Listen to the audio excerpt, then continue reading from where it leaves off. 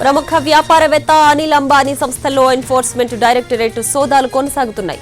ఢిల్లీ, ముంబైలోని అనిల్ అంబానీకి చెందిన Reliance group కంపెనీల లావాదేవీలను ఈడీ అధికారులు తనిఖీలు చేస్తున్నారు. మనీ లాండరింగ్ కేసులో భాగంగా 50 ప్రాంతాల్లో సోదాలు జరిగాయి. 3,000 కోట్ల రూపాయల మేర మోసపూరితంగా ఎస్ బ్యాంక్ నుంచి తీసుకున్న లోన్ కేసులో ఈ తనిఖీలు చేస్తున్నారు.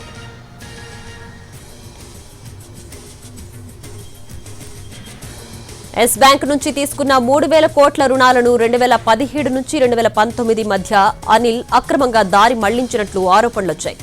క్రెడిట్ అప్రూవల్ మెమరాండంలు, బ్యాంకు క్రెడిట్ పాలసీని ఆయన ఉల్లంఘించారనే అభియోగాలున్నాయి. అలాగే బ్యాంకు నుంచి తీసుకున్న లోన్లను షెల్ కంపెనీలకు అక్రమంగా మళ్లించారనే ఆరోపణలు కూడా ఉన్నాయి. ముంబైలోని 35 చోట్ల ఉన్న 50 కంపెనీలు, 25 మందిపై ఢిల్లీకి చెందిన ఈడీ వర్గాలు సర్చ్ ఆపరేషన్స్ చేశాయి.